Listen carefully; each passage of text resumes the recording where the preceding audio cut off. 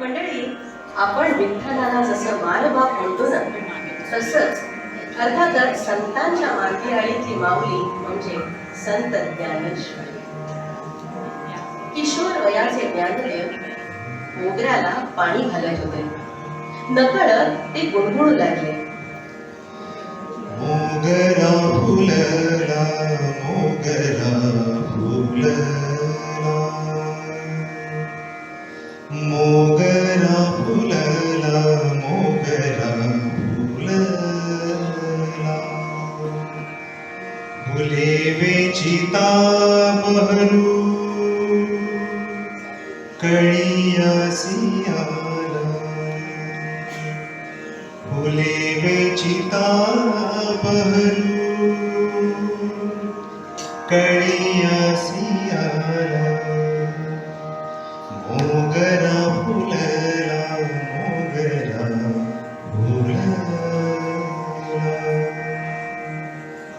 जवळच मुक्ताई झाडलोट करीत होती. ती जवळ आली. ज्ञानदेव तिला म्हणाले, बघ मुक्ते, हा मोगरा कसा फुललाय ते बघ. सुरुवातीला कसं एखादंच फुल आपण फुलत असो, पण आता कसा बहरलाय ते बघ. मुक्ताई बघत होती. ज्ञानदेव पुन्हा गाऊ लागले. इवलेसे रोप लाविले द्वारी, इवलेसे रोप लाविले द्वारी, तयाचा वेलू गेला गगनावेरी,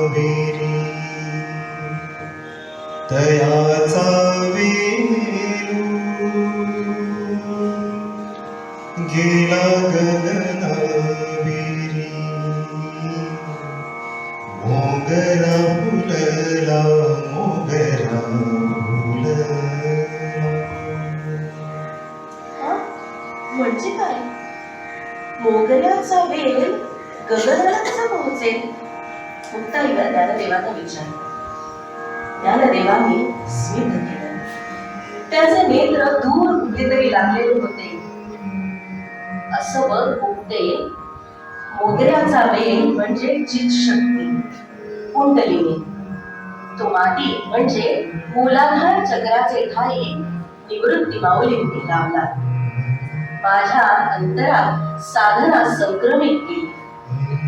आपली पंचमहाभूत आहेत ना, पृथ्वी, जल, अग्नी, वायू आणि पाचवं आकाश.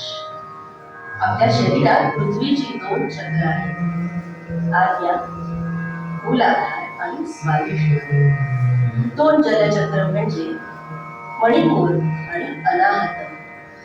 तेज, वायू आणि आकाशाचं एक चक्र म्हणजे विशुद्ध, आज्ञा आणि सहस्रार. पृथ्वी आणि जल यांचं एक चक्र म्हणजे 2 चक्र आहे. त्यामुळेच माणसाचा या दोन्हीशी सगळ्यात जास्त संबंध येतो. त्यातच माणूस सगळ्यात जास्त गुंतलाय. त्याला यातूनच पुढे जायचं आहे.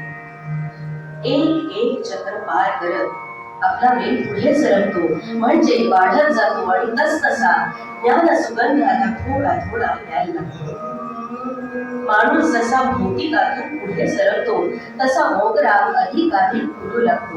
आता त्याचा सुगंध आता इतरांनाही जाणवू लागतो.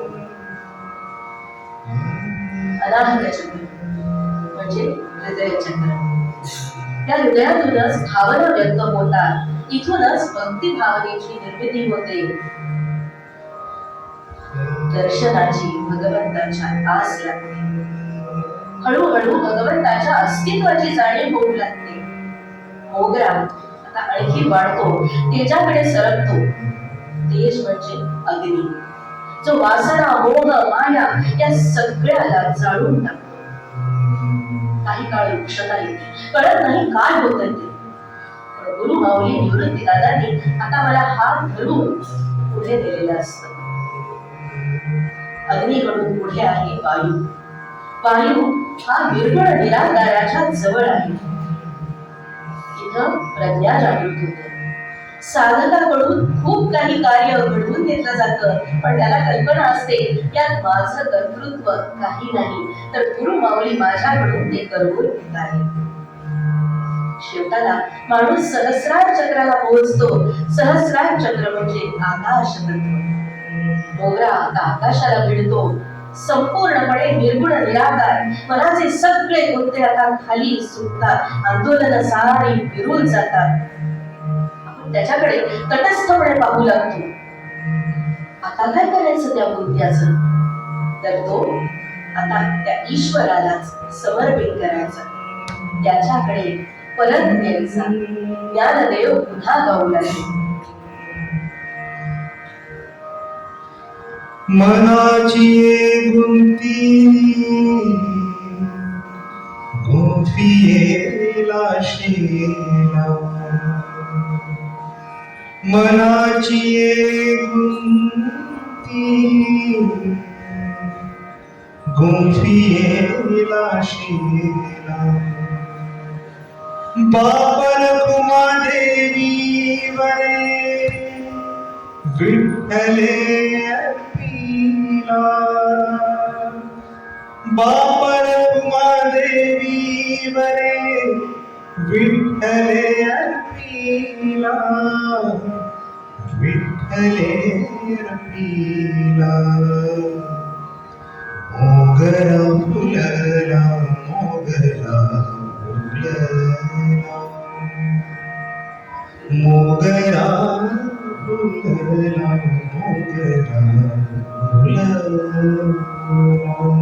मुक्ताई ठाण विसरून ऐकत होती. सोपान देवांचीही तंद्री लागली होती. दादा किती सुंदर सांगितलंस रे, सोपान देव उद्गारले. ज्ञानदेवांनी निवृत्तीनाथांकडे पाहिलं. ते झाडाखाली पद्मासन घालून डोळे मिटून शांतपणे बसले होते. त्यांचा चेहरा नेहमीप्रमाणेच शांत गंभीर दिसत होता, पण त्यांच्या ओठांवर एक मनोहारी अर्धस्फुट असं स्मित होतं.